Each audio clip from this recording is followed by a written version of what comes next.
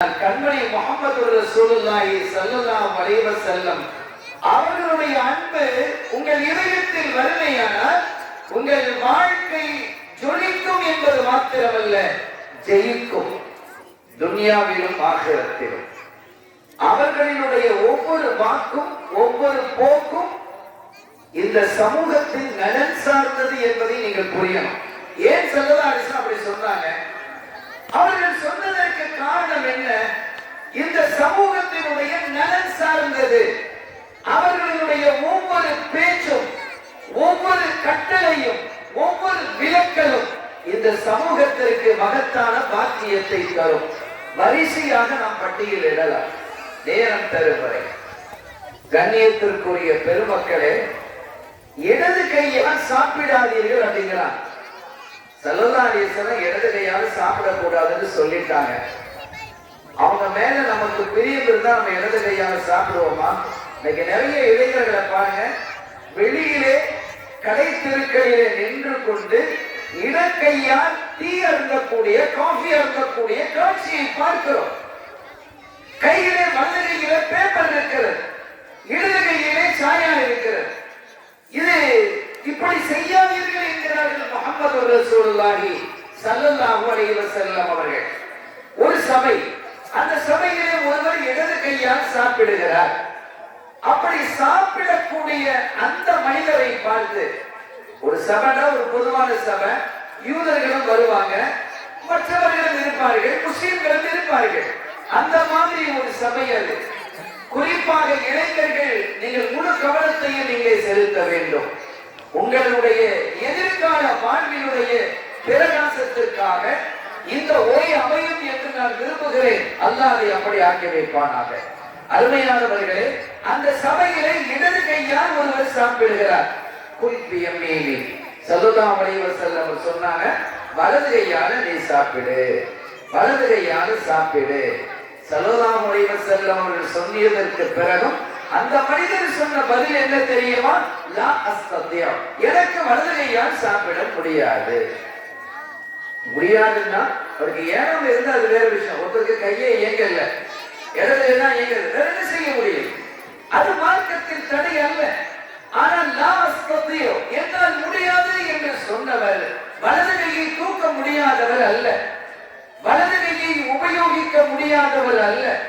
மாறாக அவர் வலது கையை உபயோகிப்பதை விரும்பவில்லை. அப்படி ஒரு சமூகம் இருந்தது. அந்த அடிப்படையில் தான் லா அஸ்தத்யா என்றார்கள். ஸல்லல்லாஹு அலைஹி வஸல்லம் அவர்கள் பதில் சொன்னார்கள், லா தஸ்தத்யா, உங்களுக்கு முடியாமலே அது ஆகிவிடுமே என்றார்கள். வாழ்நாளில் அதற்கு பிறகு அவர் வலது கையால் சாப்பிட முடியாமலே ஆனது, வலது கையை உபயோகிக்க முடியாமலே போனது. ரசூல் ஸல்லல்லாஹு அலைஹி வஸல்லம் அவர்கள் சாபம் இடுபவர்கள் அல்ல, யாரையும் குறை சொல்லுபவர்கள் அல்ல. இன்றைய மருத்துவ ஆய்வு என்ன சொல்லுகிறது தெரியுமா?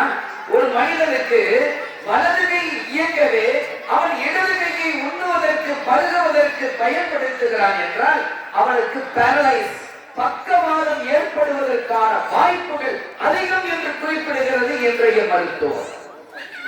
இப்ப நீங்க சொல்லுங்க, ஸல்லல்லாஹு அலைஹி வஸல்லம் அவர்களின் மீது அன்பு இருக்கக்கூடியவர்கள் இடது கையால் சாப்பிடுவார்களா?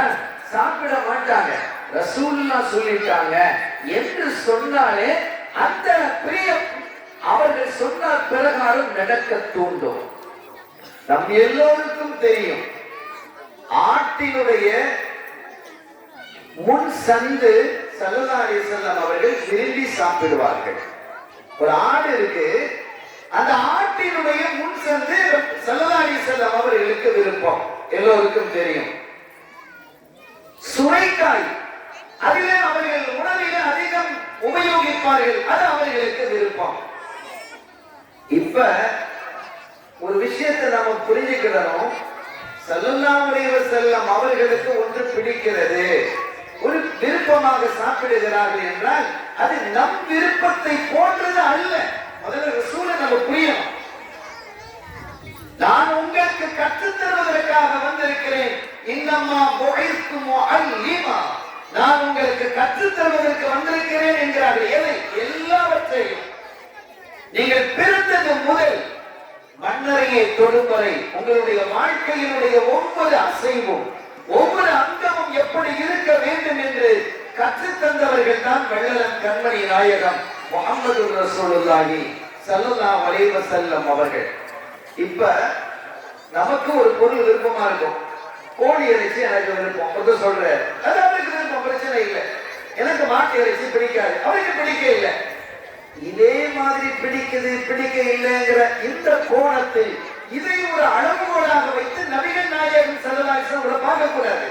அது பிழை, அது பிழை. அது ஏன் ஸல்லல்லாஹு அலைஹி வஸல்லம் அவர்கள் சுரைக்காயை விரும்பி சாப்பிட்டார்கள்?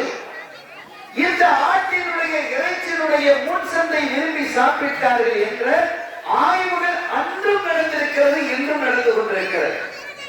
நம்மை விட மேலை நாட்டவர்கள் அந்த ஹதீஸை ஆய்வுக்கு உட்படுத்தி அதற்கான அறிவியல் விளக்கத்தை இந்த சமூகத்துக்கு தந்திருக்கிறார்.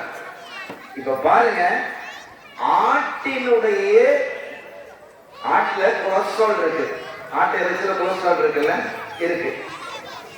இந்த ஆட்டினுடைய முன் சந்தில் மாத்திரம் கொலஸ்ட்ரால் 0. மிக ஆய்வு பேசுகிறது, பெல்ஜியம் சொல்லுகிறது. ஆட்டினுடைய முன் சந்தில் கொலஸ்ட்ரால் இல்லை என்கிறது, அது 0 என்கிறது. ஆக ரசூல் ஸல்லல்லாஹு அலைஹி வஸல்லம் அவர்களுடைய விருப்பம் எல்லாம் அதில் சுவை இருக்கிறது, சுவை கூடுதல் என்பது அல்ல, இந்த சமூகத்தினுடைய நலன் சார்ந்தது. இந்த மையத்தில் வாழக்கூடிய முஸ்லிம்கள் முஸ்லிம் அல்லாதவர்களுடைய நலன் சார்ந்தது என்பதை நாம் விளங்க வேண்டும். எவ்வளவு பெரிய ஆச்சரியமான விஷயம்! சுரைக்காய் என்ன கதை? சய்யிதுனா அனஸ் ரலியல்லாஹு தஆலா அவர்கள் சொல்லுகிறார்கள், நான் ஒரு விருந்தில் கலந்து கொண்டேன். அந்த விருந்திலே ஒரு வாளி, அந்த இறைச்சி இருக்கு. அந்த இறைச்சியிலே ஸல்லல்லாஹு அலைஹி வஸல்லம் அரப்பை போடப்பட்டிருக்கிறது. அந்த வாளியை அல்லது அந்த பாத்திரத்தை அவர் பக்கத்திலே வைத்துக் கொண்டு அதிலே இருக்கக்கூடிய சுரைக்காயை துண்டை எடுத்து தன்னுடைய தட்டிலே எடுத்து வைத்து சாப்பிட்டார்கள். அன்று முதல் சுரைக்காய் எனக்கு பிரியமானது. அனஸ் ரலியல்லாஹு அன்ஹு சொல்றாங்க, ஸல்லல்லாஹு அலைஹி வஸல்லம் பிரியம் தான் எல்லாருக்கும் பிரியமாயிடும். அப்படிதான் சஹாபிகள் இருந்தாங்க. அன்று முதல் எனக்கு சுரைக்காய் பிரியமாக இருந்தது. இப்ப இன்றைய ஆய்வாளர்கள், இன்னைக்கு எவ்வளவு மருத்துவம் வந்துருச்சு, அந்த மருத்துவ ஆய்வுகள் குறிப்புகள் சொல்லும் விஷயம் என்ன தெரியுமா?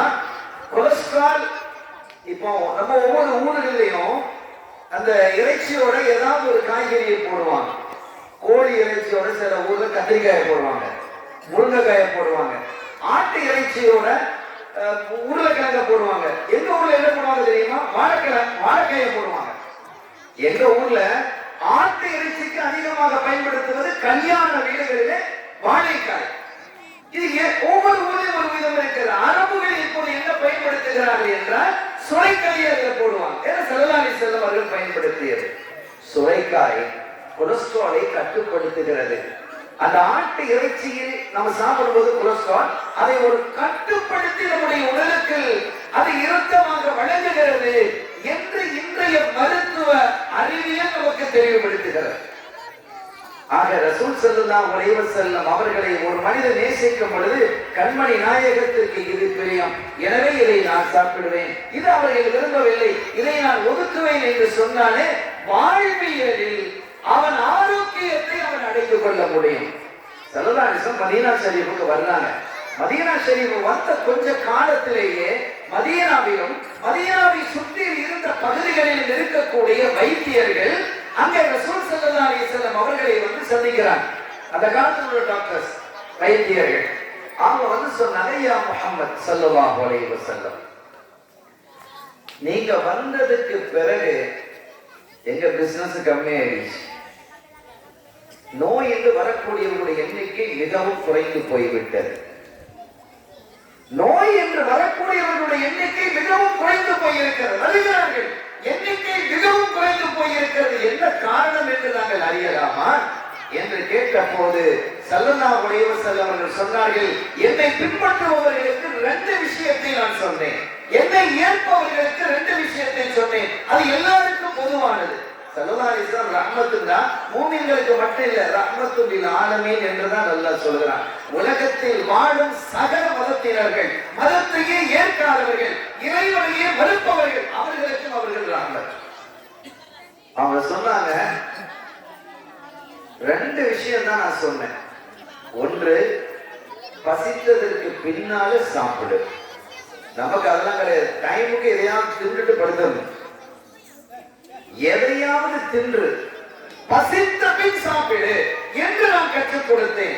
இரண்டாவது, உன் வயிறு நிரம்புவதற்கு முன்பாக சாப்பிட்டுக் கொண்டிருக்கும் போது, உன் வயிறு நிரம்புவதற்கு முன்பாக உன் கையை உயர்த்தி விடு. சாப்பாடு ஸ்டாப் பண்ணிடு. கழுத்து வரைக்கும் சாப்பிடாதேங்கிறாங்க.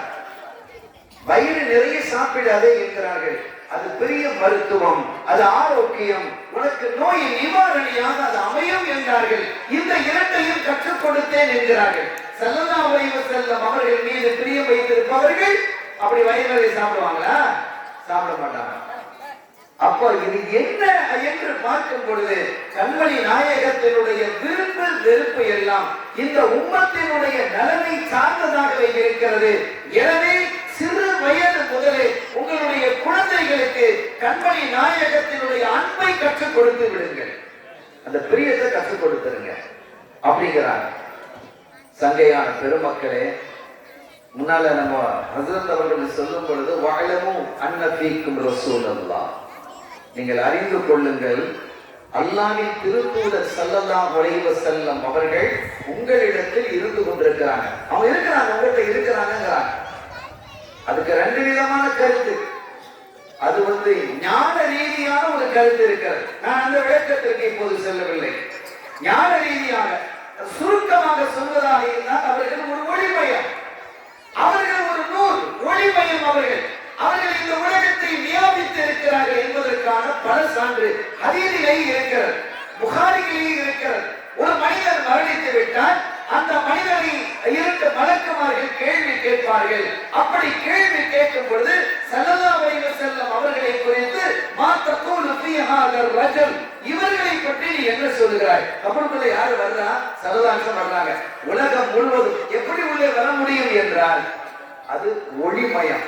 இன்னைக்கு எக்ஸ்ரே எடுக்கிறோம், ஸ்கேன் எடுக்கிறோம், எல்லாம் லேசர் தானே, ஒளிமயம். அதனால் நம்முடைய உடலுக்குள்ளால் அது ஊடுருவுகிறது. கண்மணி நாயகம் ஸல்லல்லாஹு அலைஹி வஸல்லம் அவர்கள் இதையெல்லாம் தாண்டிய ஒளியானவர்கள், பிரகாசமானவர்கள். எனவே அவர் கபர்களுக்குள்ள ஊடுருவார்கள், விண்ணுக்கு மேலும் ஊடுருவார்கள், இதயங்களுக்குள்ள வருவார்கள், உலகெங்கும் வியாபித்து இருப்பார்கள். வேற ஒன்றும் இல்லை. நீங்க பாருங்க, இந்த இடத்துல டிவியினுடைய சேனல் இருக்கா? இருக்கு, உங்க கண்ணுக்கு தெரியல. ஆனால் அதே சமயம் ஒரு டிவியை இங்கே கொண்டு வந்து அதை சரியான சேனலை வைத்து நாம் அதனுடைய கனெக்ஷனை கொடுத்தால் தெரியுமா இல்லையா? ரேடியோனுடைய சப்தம் இங்கே இருக்கிறதா? இருக்கிறது. ஆனால் உனக்கு கேட்பதில்லை. அந்த ரேடியோவை சரியான முறையிலே வைத்து அந்த டியூனை நாம் சரியாக பயன்படுத்தினால் ரேடியோ பேசும், பாடும், செய்தியை சொல்லும். ஆக இங்கே ஒளியும் இருக்கிறது, ஒளியும் இருக்கிறது. கண்மணி நாயகம் ஒளியானவர்கள் என்பதற்கான சான்று குர்ஆனிலும் இருக்கிறது, ஹதீஸிலும் நிறைந்து காணப்படுகிறது. நான் அதை விரித்து சொல்லவில்லை. நான் செய்தி எனக்கு தரப்பட்ட தலைப்பு குழந்தைகளை நோக்கி, இளைஞர்களை நோக்கி பேசப்படக்கூடிய தலைப்பு.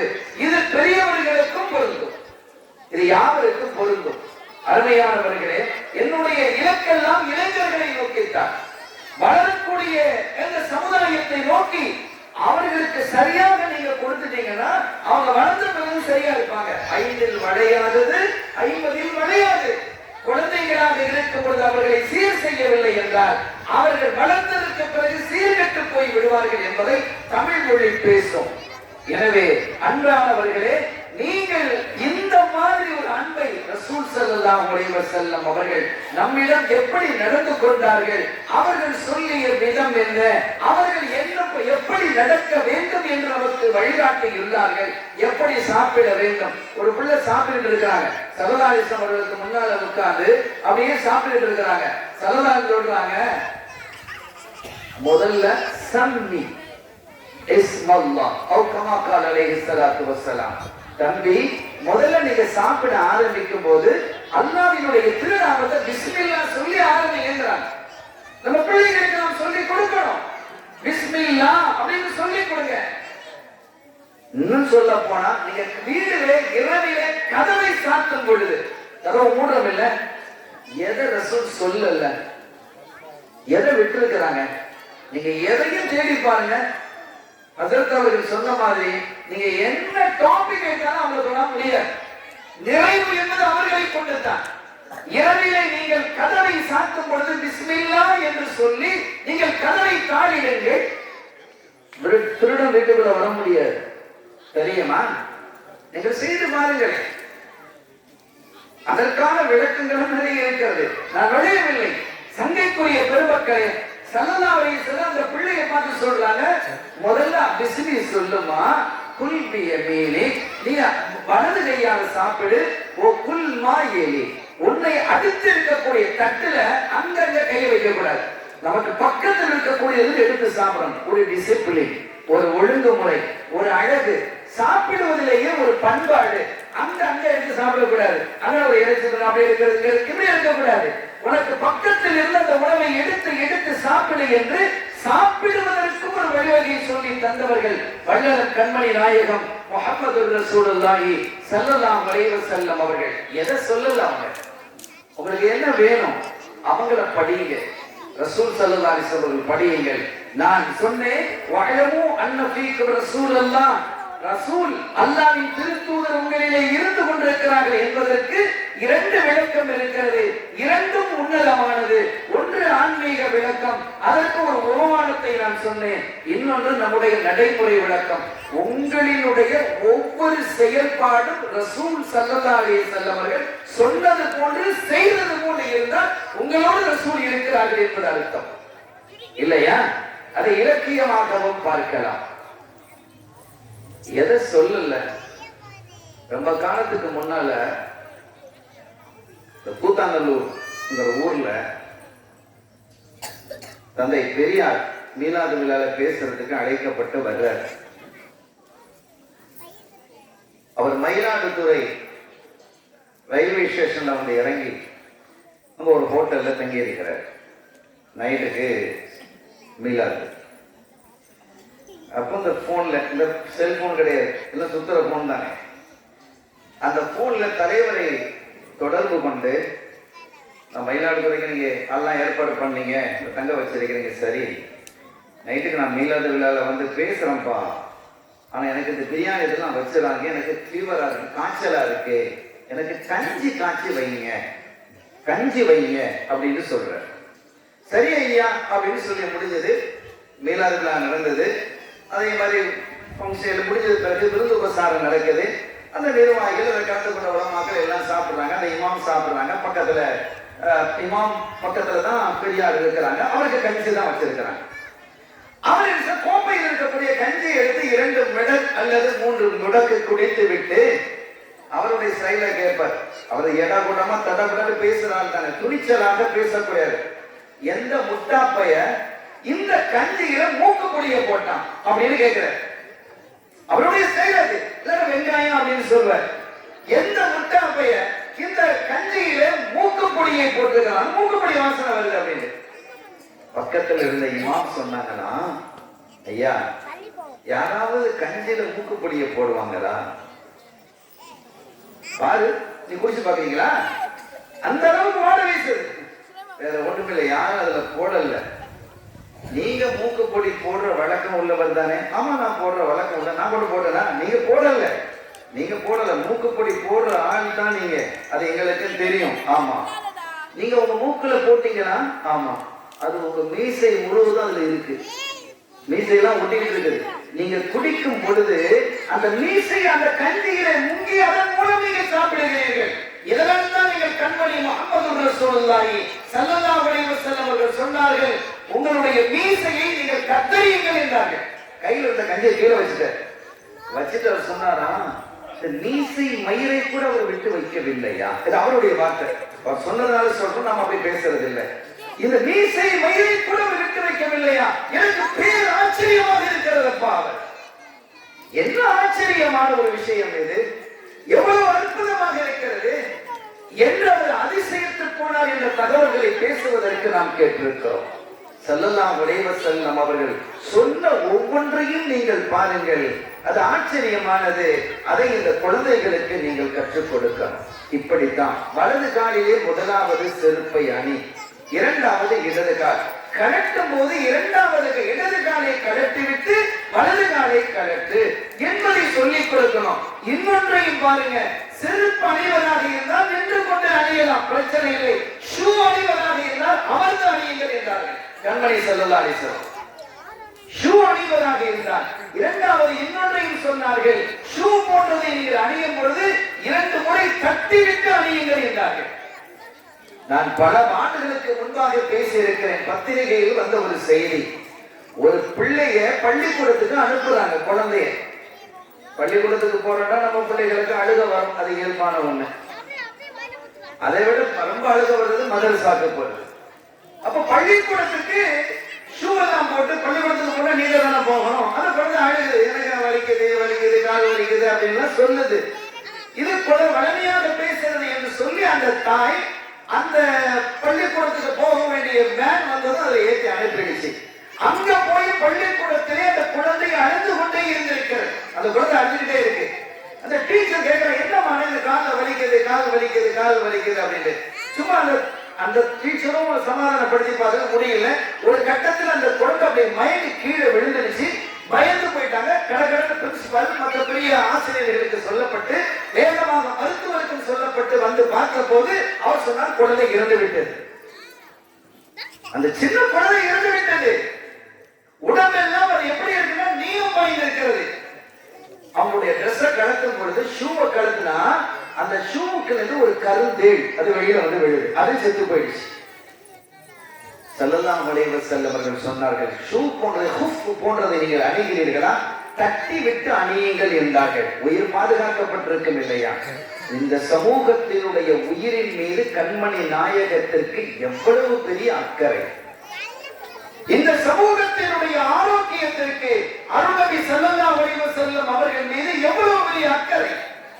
எனவே ஒரு மனிதனுடைய வாழ்வு வளம் பொருந்திய வாழ்வாக நலம் பொருந்திய வாழ்வாக அமைய வேண்டும் என்றால் கண்மணி நாயகத்தை அணுவாக பின்பற்ற வேண்டும்.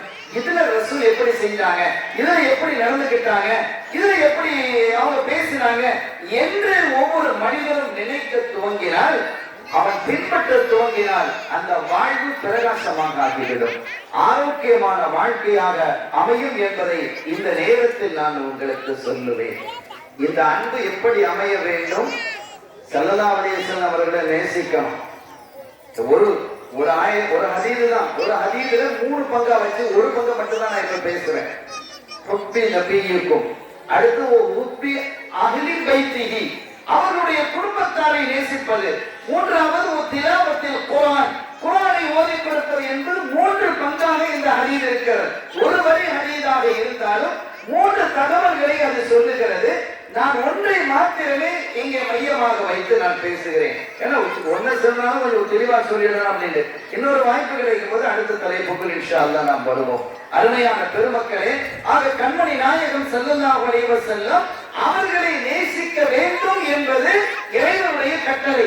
அந்நபியு அவுலா பில் முஃமினீன மின் அன்ஃபுஸிஹிம், உயிரை விட ஒரு மோமினுக்கு நபிகள் ஸல்லல்லாஹு அலைஹி வஸல்லம் அவர்கள் மேலானவர்கள். அப்ப நம்ம உயிரை விட ஒரு மனுஷன் அதிகமா எதை நேசிப்பான்னா உயிர் தான். ஒரு பிரயாணம் போறான், அவன்கிட்ட ஒரு 10 லட்சம் ரூபாய் கையில இருக்குது. திடீர்னு ஒரு திருடன்ட்ட மாட்டிட்டான், சுட்டு போடுவேன் அது குத்தி போடுவேன் அப்படிங்கிறான். எனக்கு காசாவது எடுத்துக்கப்பா, என்ன விட்டுருப்பா சொல்லுவானா இல்லையா? ஆக அவன் கோடி கோடியாக வைத்திருந்தாலும் ஒரு மனிதனுக்கு அவன் அறியாமல் முதல் பிரியமாக இருப்பது அவனுடைய உயிர் தான். உயிர் தான். உயிருக்கு மேல் எதுனாலும் கொடுத்துட்டு போயிடுவான். ஆனால் அதை விடவும் நீங்கள் அதிகமாக நேசிக்க வேண்டும் என் ஹபீபை என்கிறான் ரப்புல் ஆலமீன். அந்நபியு அவுலா பில் முஃமினீன மின் அன்ஃபுஸிஹிம், அவர்களுடைய உயிரை விட கண்மணி நாயகம் ஸல்லல்லாஹு அலைஹி வஸல்லம் அவர்கள் முஃமின்களுக்கு மேலானவர்களாக இருக்க வேண்டும், உயர்வானவர்களாக இருக்க வேண்டும் என்று குர்ஆன் சொல்லுகிறது. ஸல்லல்லாஹு அலைஹி வஸல்லம் அந்த அன்பு எப்படி இருக்கணும்ங்கறத வரையறையை நமக்கு சொல்லி தருவாங்க. லா யுமினு அஹதுக்கும் ஹத்தா அகூன அஹப்ப இலைஹி மின் வாலிதிஹி வ வலதிஹி வ நாஸி அஜ்மாயின். அவங்க சொல்றாங்க பாருங்க, இதுலயும் 3 சொல்றாங்க. நீ எப்படி என்ன நேசிக்கணும் தெரியுமா? உங்களுடைய பெற்றோரை விட என்ன நேசிக்கணும். பெற்றோரை நேசிக்கணும் இல்ல, இந்த பெற்றோரை நேசிக்கிறதா இப்ப ரொம்ப குறைஞ்சு போச்சு. பெற்றோரை நேசிக்கிறதுங்கிறதெல்லாம் ரொம்ப குறைந்து போய்விட்டது.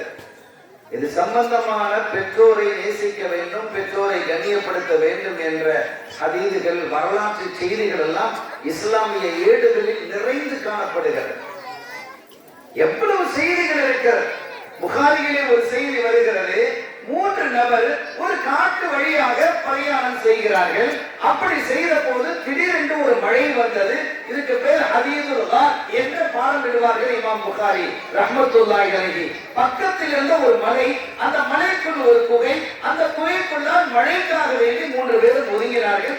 திடீரென்று மேலிருந்து ஒரு பாறை உருண்டு வந்து அந்த குகையினுடைய வாசலை அடைத்துக் கொண்டது. சின்ன பானை தள்ளலாம், அதுவே ஒரு குட்டி மலை மாதிரி இருக்குது, எப்படி தள்ளுறது? அப்ப 3 பேரும் என்ன செய்யறாங்க, நாம செய்த நல்ல அமல்களை முன்வைத்து அல்லாஹ்விடத்தில் பிரார்த்திப்போம்.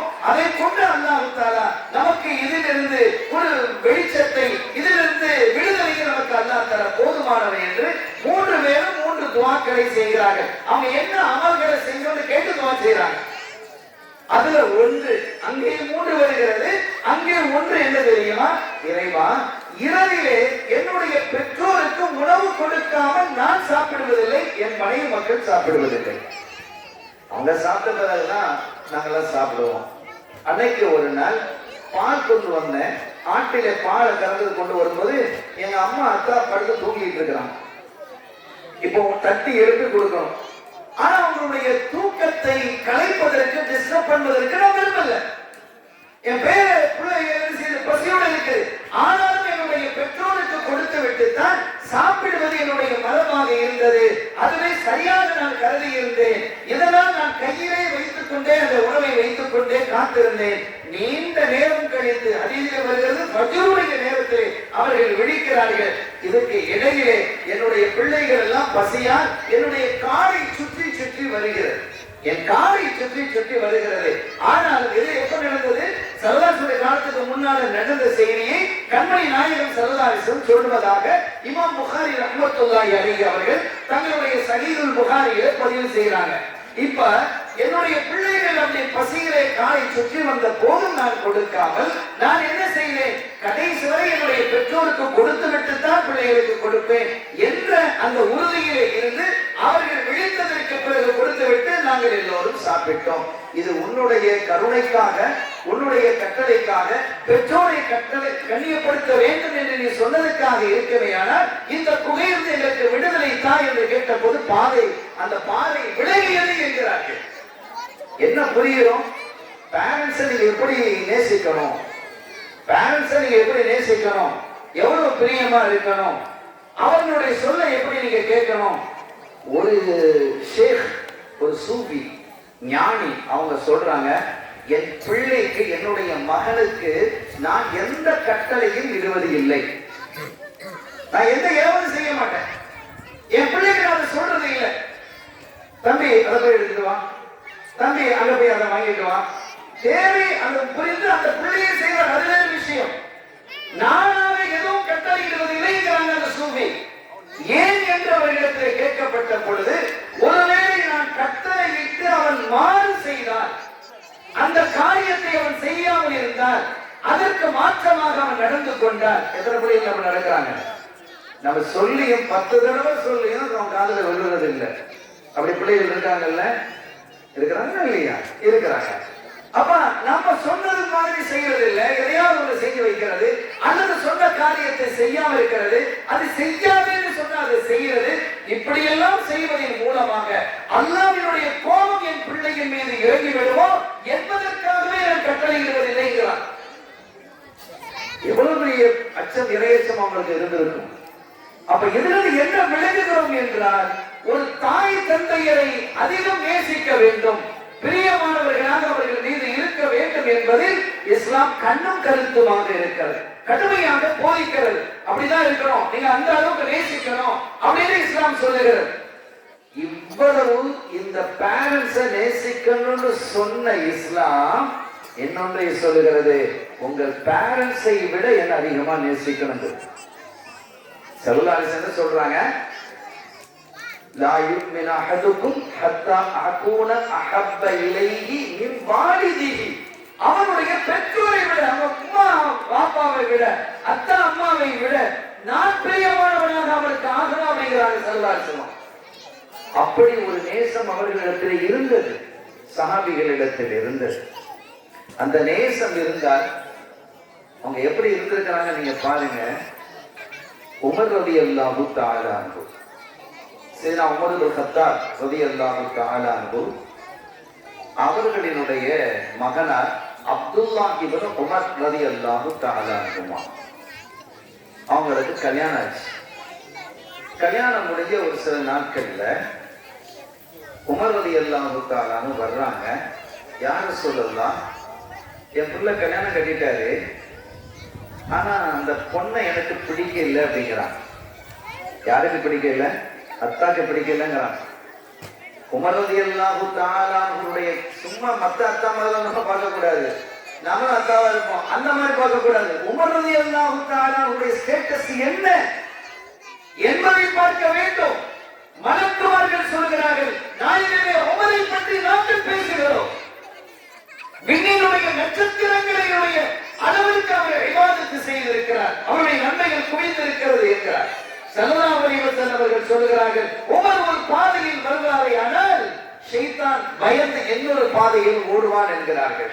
இன்னல்லாஹ லா யன்திகு அலா லிசானி உமர், உமரினுடைய நாவிலே அல்லாஹ் பேசுகிறான் என்கிறார்கள். உமர் சொல்லக்கூடிய நிறைய விஷயங்கள் கொஞ்சம் அதுக்கப்புறம் வகையாவே இறங்குது ரலியல்லாஹு தஆலா. எனவே நம்ம நினைக்கிற மாதிரி நம்ம மாதிரி பார்க்க கூடாது.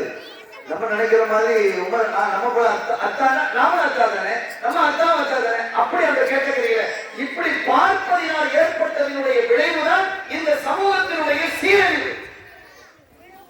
எல்லா ரசூலே என்ன மாதிரி தான் நம்ம மாதிரி தான் நீங்க பாத்தீங்கன்னா ஏற்பட்டதனுடைய பின்னடைவை தான் இன்று இந்த சமூகம் பல பிரிவுகளாக ஆனதுக்கு காரணமே அடிப்படை அதுதான். அங்கதான் பிழை ஆரம்பமானது, பிழையே அங்க ஆரம்பமானது. சல்லல்லாஹு மனிதர் தான், நானும் மனிதர் தான், ரெண்டு ஒண்ணா? இப்ப நான் கேட்கிறேன், அல்லாஹ் கேட்பவனா இல்லையா? அல்லாஹ்வினுடைய பண்புகள் சமய கேட்பவன் என்று இருக்கிறதா? இருக்கிறது. நானும் கேட்கிறேன், நீங்களும் கேட்கிறீர்கள், அல்லாஹ்வும் கேட்கிறான், எல்லாம் ஒன்றா?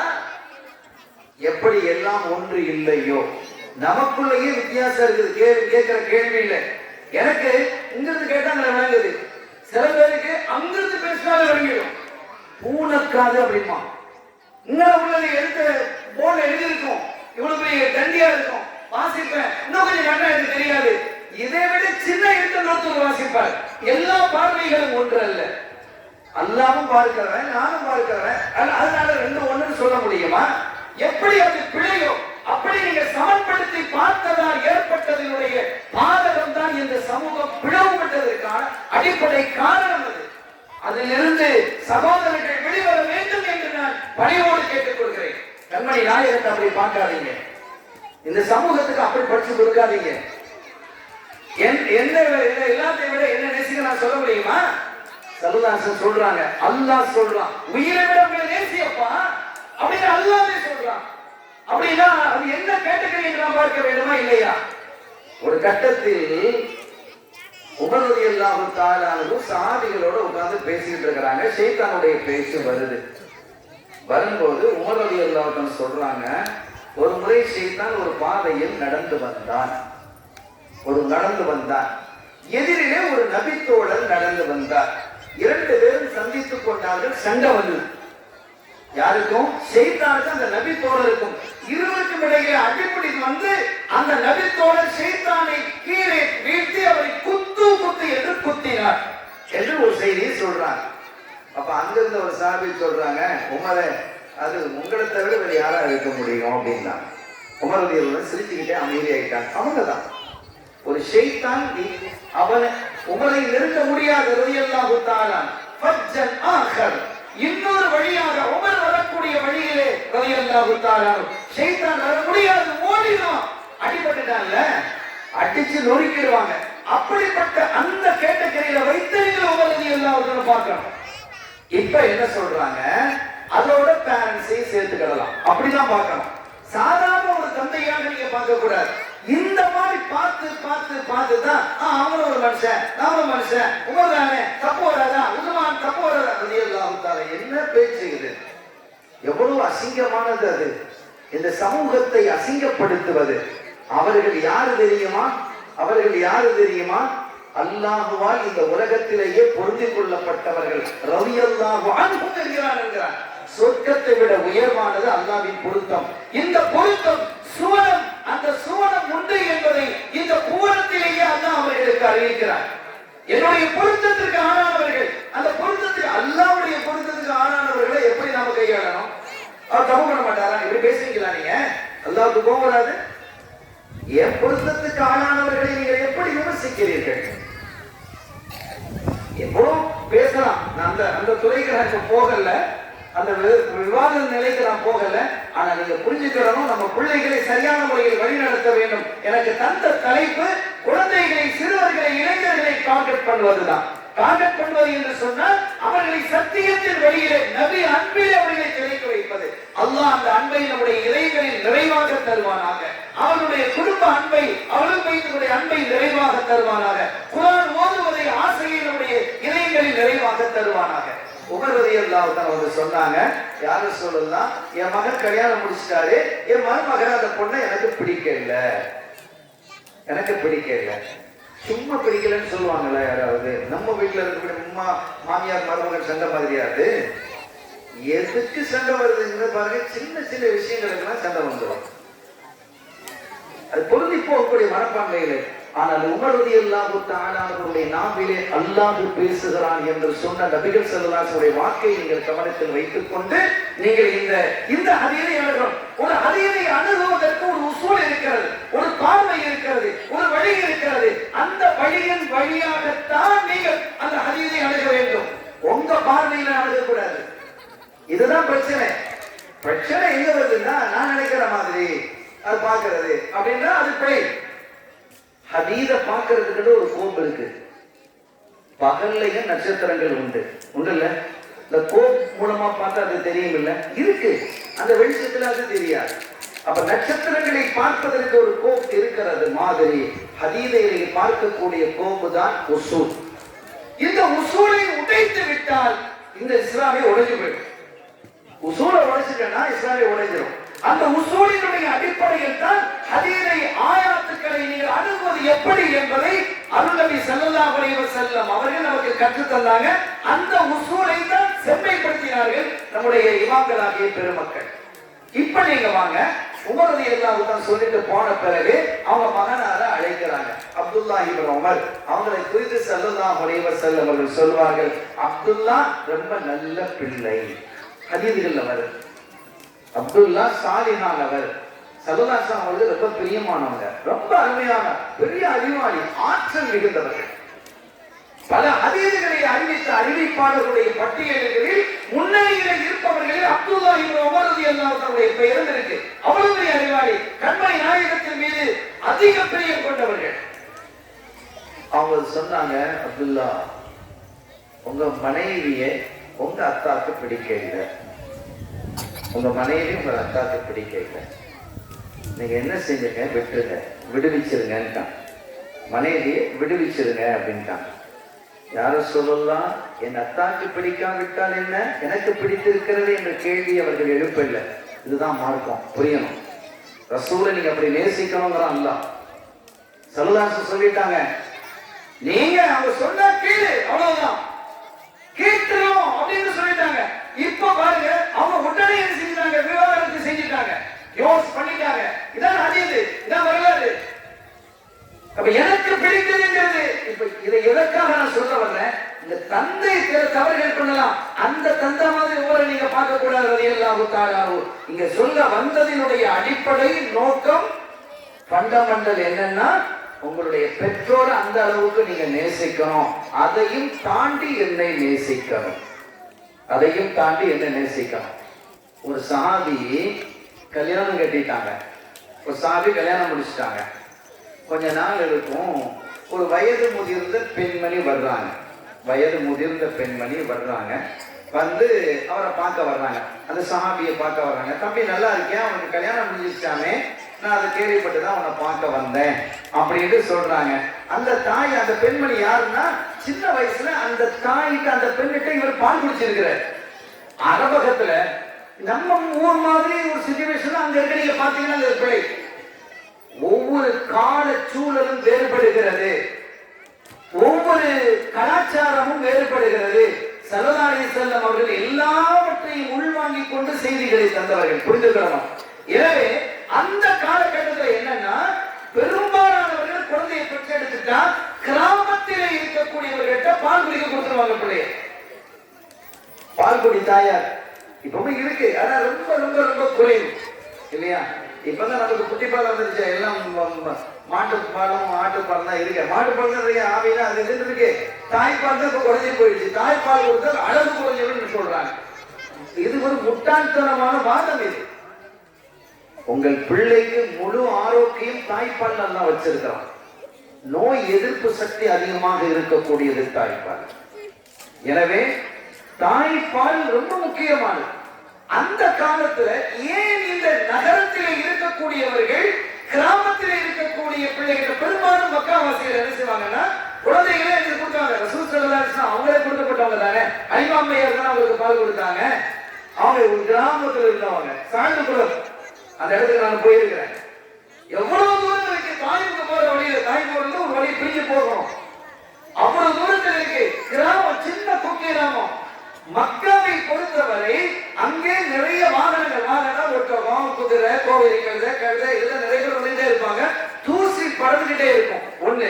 ரெண்டாவது, பல நாட்டு மக்கள் வருவாங்க. ஹஜ்ஜிலிருந்து எல்லா காலமும் இருந்தது, அது வேறு விதமாக இருந்தது. உம்ராவிலிருந்து எல்லா காலமும் இருந்தது, அது வேறு விதமாக இருந்தது. இஸ்லாம் வந்து ஒரு சீரமைத்தது. நான் அந்த செய்திக்குள்ளும் செல்லவில்லை. ஆனா மக்கள் வந்து செல்லக்கூடிய இடமாக இருந்ததால் நோய் பரவக்கூடிய வாய்ப்புகள் அதிகமாக இருந்தது. எனவேதான் கிராமங்களுக்கு என்ன செஞ்சாங்க, இன்னைக்கு கிராமங்கள் பொல்யூஷன் அதிகம் இல்லை தானே. சிட்டி மாதிரியே கிராமத்துல பொல்யூஷன் இருக்கு, பாதுகாப்பு இருக்கா இல்லையா? கிராமத்துல இருக்கக்கூடியவர்களுக்கு, விவசாயம் செய்யக்கூடியவர்களுக்கு, தோப்பு துறைகளிலே வேலை செய்து கொண்டிருக்கக்கூடியவர்களுக்கு நோய் குறைவாக இருக்கும். ஏன்னா அந்த பொல்யூஷன் இல்ல, நல்ல உணவு அவங்களுக்கு இருக்கு. ஆனா அங்க அப்படி நாங்க பீஸாவும் பர்கரும் மண்ணாங்கட்டியும் எல்லாம் நோய், எல்லாமே நோய். நம்ம பிள்ளைகளுடைய உணவை தீர்மானிக்கிறதே டிவி தானே. பிள்ளைகளுடைய உணவை தீர்மானிக்கிறது டிவி தான் தீர்மானிக்கிறது. பிள்ளைகளுடைய ட்ரெஸ்ஸை தீர்மானிக்கிறது டிவி. எவ்வளவு அசிங்கம் இது! தீர்மானிக்கிறது சரியாவாக இருக்கிறோம். உன்னுடைய உடையா, உன்னுடைய உணவா, உன்னுடைய வாழ்வா, அத்தனையும் தீர்மானிக்கக்கூடியவர்கள் அருள் நபி என்பதை இந்த குழந்தைகளுக்கு நீங்கள் கற்றுக் கொடுங்கள். அப்போ ஒரு பெண் வர்றாங்க, வந்து தன்னிடத்துல பால் குடிச்ச அந்த பையனை, அந்த சஹாபியை சந்திக்கிறாங்க. தம்பி, அது கல்யாணம் முடிஞ்சிச்சானே, நான் கேள்விப்பட்டு உன்னை நான் சந்திக்கிறதுக்காக வந்தேன் என்று சொன்ன போது அவங்க சொன்னா, ஆமா எனக்கு கல்யாணம் ஆயிடுச்சு. உன் பொண்ணை பார்க்கறேன், உன் ஒய்ஃபை பார்க்கறேன், மனைவி பார்க்கறேன்னு கேட்கிறாங்க.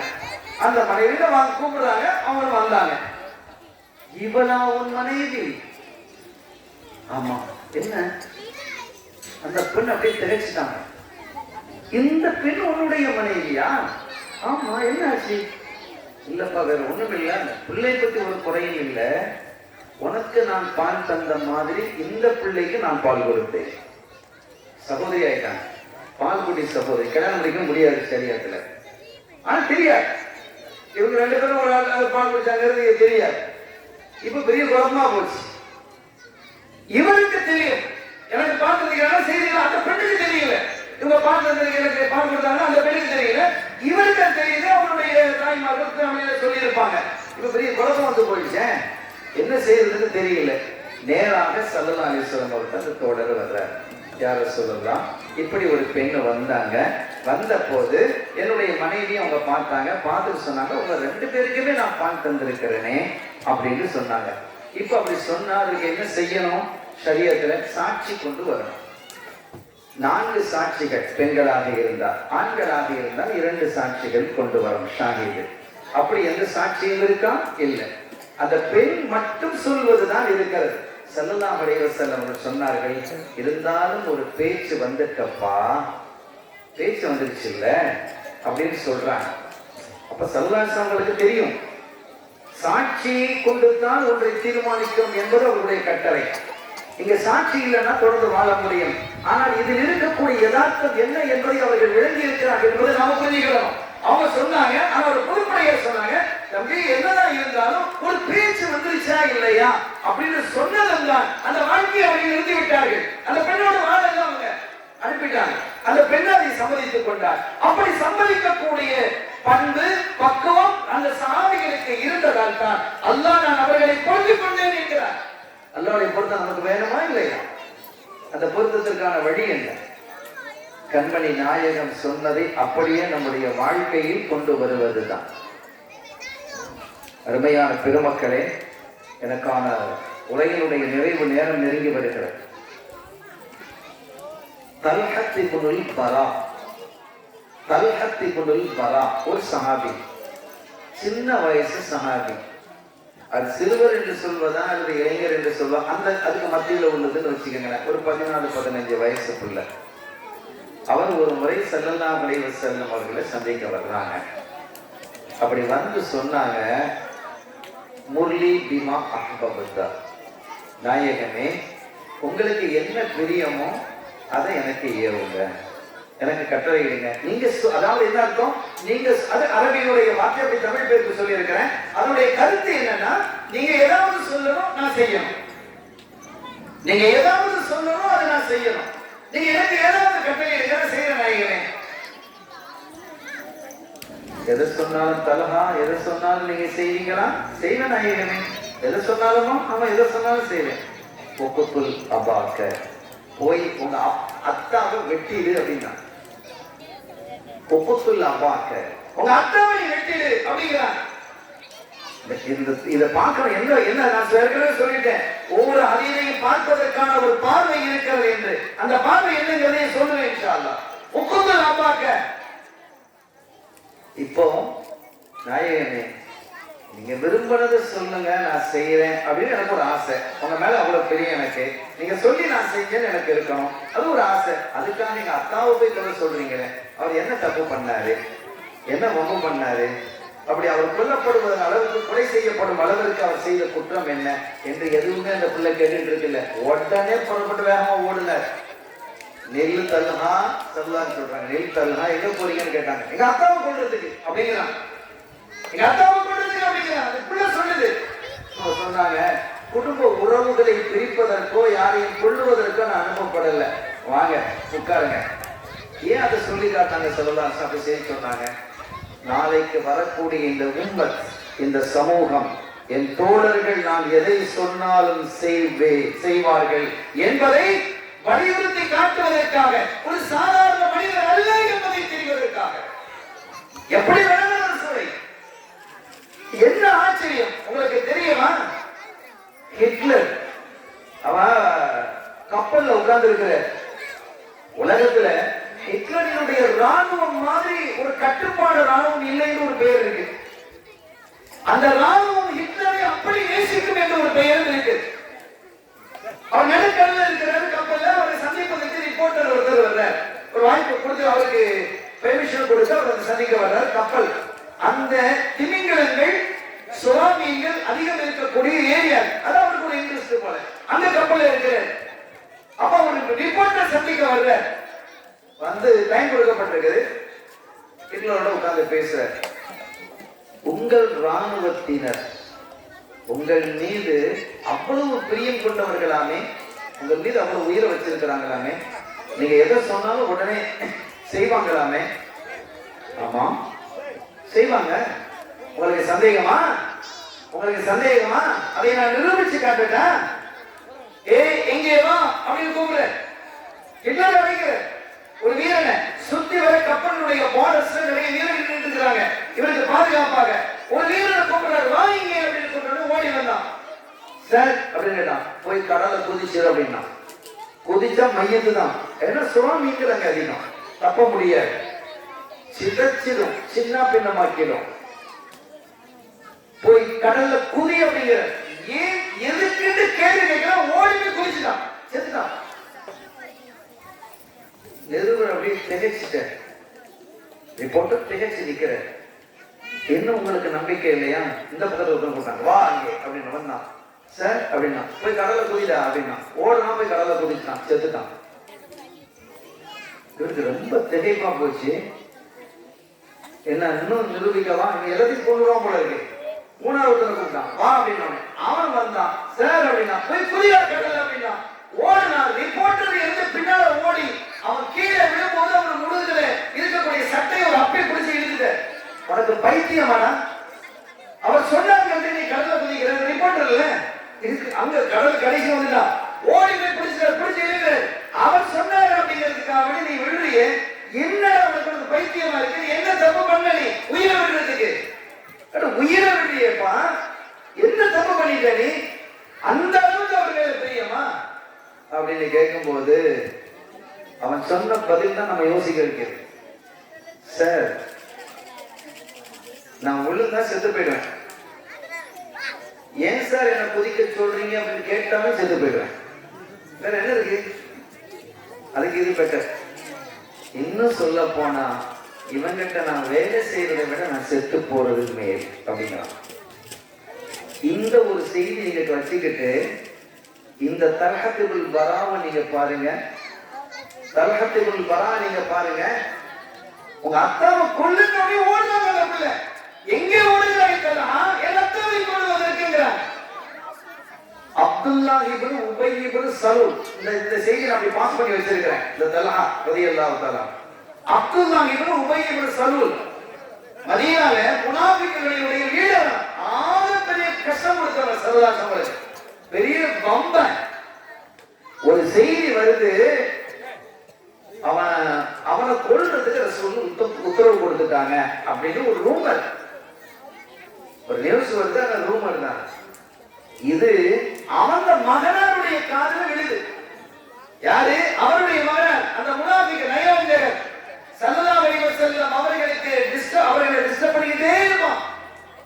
அப்படிப்பட்டவனை கொல்லுமாறு ரசூல் சொல்லிட்டாங்க. ஆனா ரசூல் வந்து தொந்துக்கிடுவான், முகமது ரசூலுல்லாஹ் அப்படின்னு எல்லாம் கூட்டம் பண்ணுவாங்க. இவங்க எல்லாம் யாரு அப்படிங்கறத நீங்க புரிஞ்சுக்கிடணும். இப்ப அவன் கொல்லப்பட வேண்டும் என்று ரசூல் உத்தரவு இருந்து விட்டார்கள் என்ற செய்தி ஸல்லல்லாஹு இந்த அவருடைய மகனார் காதுக்கு வருது. அப்படி காதுக்கு வந்த போது நேர அவருடைய மகனார் ஸல்லல்லாஹு அலைஹி வஸல்லம் வராங்க. மகனார் அருமையானார், அவங்க சஹாபி சாலிஹ். அவங்க சொன்னாங்க, யார சொல்லலாம், என் தந்தையை கொல்ல வேண்டும் என்று நீங்கள் உத்தரவு பிறப்பித்தீர்களா? அப்படி தாங்கள் உத்தரவு பிறப்பித்தால் என் தந்தையினுடைய கழுத்தில் யாருடைய வாழும் படுவதற்கு நான் விடமாட்டேன். சொல்ற சஹாபிதான், அது சந்தேகம் இல்லை. என் தந்தையை கொல்வதற்கு நீங்கள் உத்தரவு கொடுத்திருந்தால் யாருடைய வாழும் என் தந்தையினுடைய கழுத்தில் தொடுவதற்கு முத்தமிடுவதற்கு நான் அனுமதிக்க மாட்டேன். அப்படி நீங்கள் உத்தரவு கொடுத்ததாக சொல்லுங்கள், என் தந்தையை நானே கொல்லுவேன். வேற யாரும் கொல்றது சொல்ல மாட்டேன், அந்த மரியாதை. ஆனா கொல்லணும்னு வந்தா நான் கொண்டுடுவேன். நீங்க சொல்லுங்க, நான் என்ன நான் கொள்றேன். இல்ல நான் அப்படி உத்தரவு கொடுக்க இல்லைட்டாங்க சொல்லலாம். என்ன பெரிய சஹாபி, என்ன ஒரு ஆச்சரியம் அது. இப்ப தல்ஹா ரலியல்லாஹு தஆலா அவங்க தந்தையை கொல்வதற்காக ஓடிய போது தடுத்து நிறுத்தினாங்க. நான் அதற்காக அனுப்பப்படலப்பா அப்படின்னு சொன்னாங்க. அதுக்கப்புறம் இந்த வரலாறு நீண்ட வரலாறு, நான் அவ்வளவு தூரம் போகல. ஏன் ஸல்லல்லாஹு அலைஹி வஸல்லம் அவர்கள் இதை சொன்னார்கள் என்றால், இந்த சமூகம், இந்த சஹாபி ரசூல் ஸல்லல்லாஹு அலைஹி வஸல்லம், இந்த சஹாபிகள் தோழர்கள் கண்மணி நாயகத்தை எப்படி அணுவாக பின்பற்றி இருக்கிறார்கள் என்பதை புரிந்து கொள்வதற்காக ஒரு தகவலோடு நான் நிறைவுபடுத்துவேன். தரப்பட்ட நேரத்தை நான் தாண்டுகிறேன். எனக்கு ஒரு நிமிஷம் தாண்டி இருக்குது, நான் முடிச்சிடறேன் இன்ஷா அல்லாஹ். ஒரு கட்டத்துல இப்னு மஸ்ஊத் ரலியல்லாஹு தஆலா, அப்துல்லாஹ் இப்னு மஸ்ஊத் ரலியல்லாஹு தஆலா, ஒரு அருமையான சஹாபி, ஒரு அற்புதமான சஹாபி, ரொம்ப பெரிய அறிவாளி. ஸல்லல்லாஹு அலைஹி வஸல்லம் அவர்களுக்கு காதிமாக இருந்தவங்க. இன்னும் சொல்ல போனா நிறைய சஹாபிகள் ரசூலுடைய குடும்பத்தை சார்ந்தவர்கள் என்று நினைச்சிருந்தாங்க. ஸைனப் பின்த் ஜஹஷ் ரலியல்லாஹு தஆலா அவர்களை கண்மணி நாயகம் கல்யாணம் முடிக்கும் காலம் வரை இதெல்லாம் ஒரு செய்தி, இவ்வளவு செய்திகளை நீங்க வழங்கிட வேண்டியதான். அதை தேடுங்க, அது பாருங்க, உலமா கிட்ட கேட்கணும். இப்ப அந்த அளவுக்கு ஸல்லல்லாஹு அலைஹி வஸல்லம் அவர்களோடு நெருக்கமாக இருக்கக்கூடியவர்கள். மனைவிமார்கள் வீட்டுல இருந்து ஸல்லல்லாஹு பள்ளிக்கு போகும்போது இவங்க ஏதோ ஒரு வாய் முணுமுணுக்கும். இந்த அப்துல்லா இப்னு மஸ்ஊத் ரலியல்லாஹு அன்ஹு அப்படி வாய் முணுமுணுத்துட்டே இருப்பாங்க. இதை பாருங்க, இதை சஹாபிகள் கண்காணிக்கிறாங்க. ரசூல் வீட்டுல இருந்து போகும்போதெல்லாம் அப்துல்லா இப்னு மஸ்ஊத் ஏதோ ஒரு தஸ்பீஹ ஓதுறாரு, ஏதோ ஒரு திக்ர ஓதுறாரு, அது ஒரு ஆயத்தை ஓதுறாரு, அது ஒரு ஸலவாத் ஓதுறாரு, என்ன ஓதுறாருன்னு தெரியணும்னு சொல்லி அதை பார்த்து சில சஹாபிகள், அப்துல்லா நீங்க ரசூலுல்லாஹ் வீட்டுல இருந்து போகும்போது, ஆயிஷா நாயகி வீட்டுல இருந்து பள்ளிக்கு போகும்போது, ஜுவைரியா நாயகி வீட்டுக்கு போகும்போது, ஹப்ஸா நாயகி வீட்டுல இருந்து போகும்போது நீங்க ஏதோ ஓதுறீங்களே தஸ்பீஹ், அது என்ன? இல்ல அப்படிலாம் நான் ஒண்ணும் ஓதல, நாங்க பார்த்தோம், நீங்க ஒவ்வொரு தடவையும் நாங்க பார்த்துட்டு தான் இருக்கிறோம், நாங்க பலமுறை பார்த்துட்டு தான் வந்து கேட்கிறோம், நீங்க ஓதுறீங்க. இல்ல நான் ஓதல. ஓதுறீங்க? ஓதல்லப்பா, நான் பார்த்தேன்ப்பா. முதல்ல செஞ்சது உண்மை, அசைஞ்சது உண்மை, நான் ஓதல. அப்ப எதுக்கு அசையுது? ஆயிஷா நாயகி வீட்டிலிருந்து பள்ளிக்குள் நுழையும் போது அந்த மெஹராபுக்கு ரசூல் சொல்லும் போது எத்தனை எட்டுக்கள் வைக்கிறார்கள் என்று நான் எண்ணி பார்த்தேன். 1 2 3 அப்படி எண்ணுவேன். ஜுவைரியா நாயகி வீட்டுல வரும்போது எத்தனை வேலை, அதே மாதிரி அந்தந்த வீட்டுல இருந்து அந்த குடும்பத்து வேலைகளை செஞ்சுட்டு அந்த வீட்டில இருந்து வரும்போது அதே எட்டுக்களை வைப்பதை நான் விரும்புகிறேன். என்ன ஆச்சரியமான அன்பு அது! எவ்வளவு பெரிய அன்பு, எவ்வளவு பெரிய பிரியம், எவ்வளவு பெரிய பாசம்! இந்த பாசத்தினுடைய உச்சம் சிகரம் அது. நம் பிள்ளைகளுக்கு இதிலிருந்து ஒரு பங்கு நீங்க கொடுங்கல, நாமும் அதுல பங்கு பெறணும், நம்ம பிள்ளைகளுக்கும் கொடுங்க. நம் பிள்ளைகளை கொண்டு நம்முடைய வாழ்வு வளம் பெறும், நம்முடைய கண்களுக்கு குளிர்ச்சியாக ஆகும் என்பதை கூறிக்கொண்டு எல்லாம் வல்ல ரப்பல் ஆலமீன் அல்லாஹ் ஜல்ல ஷானஹு வ தஆலா நாம் இப்போது கேட்ட செய்தியின் வழியில் நம்முடைய வாழ்வை அமைத்துக் கொள்வதற்கு அல்லாஹ் பேரருள் பாலிப்பானாக. இந்த மஜ்லிஸை கபூல் செய்வானாக. நம் இதயங்களை கண்மணி நாயகத்தின் பக்கம் திருப்புவானாக. அவர்களுடைய குடும்பத்தாரின் பக்கம் திருப்புவானாக. அவர்களை கண்ணியப்படுத்தக்கூடியவர்களாக அல்லாஹ் ஆக்கி நம் பிள்ளைகளை எல்லாம் ஆஷிக்கு ரசூல்களாக வல்ல அல்லாஹ் உருவாக்கி இந்த சமுதாயத்தை வழிநடத்தக்கூடிய தலைவர்களாக அல்லாஹ் இந்த மக்களை ஆக்கி அருள் பாலிப்பானாக. இந்த ஊருக்கு மேலருள் பாலிப்பானாக. ஒற்றுமையான சமூகத்தை அல்லாஹ் தந்தருள் பாலிப்பானாக. பேரருளையும் ஞாபத்தையும் மழையென சொரிவானாக. யஹ்கி ஹபீபிஹி ஸல்லல்லாஹு அலைஹி வஸல்லம் எல்லாம் வல்ல அல்லாஹ்வின் அருளையும் ஸல்லல்லாஹு அலைஹி வஸல்லம் அவர்களது ஷஃபாஅத்தையும் பெறுவோமாக. வாய்ப்பளித்தமைக்கு நன்றி. வஆகிரு தஅவானா அல்ஹம்துலில்லாஹி ரப்பில் ஆலமீன். வஸ்ஸலாமு அலைக்கும் வரஹ்மத்துல்லாஹி வபரகாத்துஹு.